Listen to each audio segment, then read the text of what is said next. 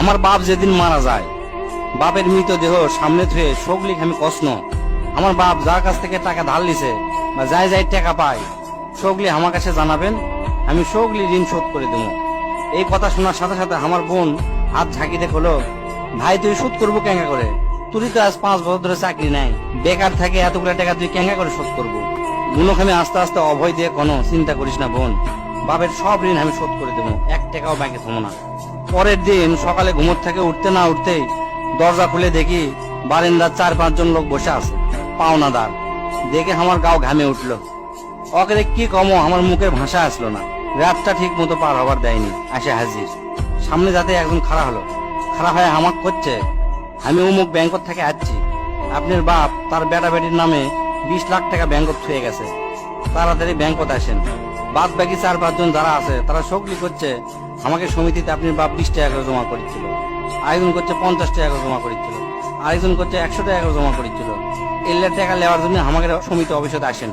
পরে সব হিসাব করে দেখি বাপ আমাকের জন্য প্রায় 37 লাখ টাকা জমি থুয়ে গেছে। টাকাগুলা হিসাব করতে করতে আমার একদিন রাতের কথা মনে পড়ে গেল। ওই রাতে আমি আমার বাপক কষ্ট, আপনি ক্যাঙ্কা বাপ, আমাকে ভবিষ্যতে আপনি কোন চিন্তা আছে?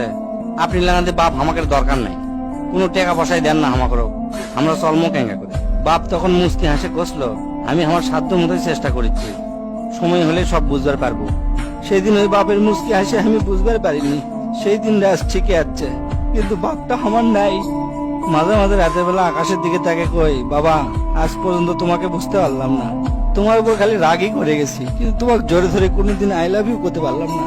আজ বুঝিচ্ছি, কৃষক তুমি 1 শার্ট পরে 3 বছর পার করেছিলা, কৃষক তুমি 1 স্যান্ডেল 32 বার সেলাই করেছিলা, তোমার কাছে ক্ষমা চাওয়ার সময়টাও দিলা না।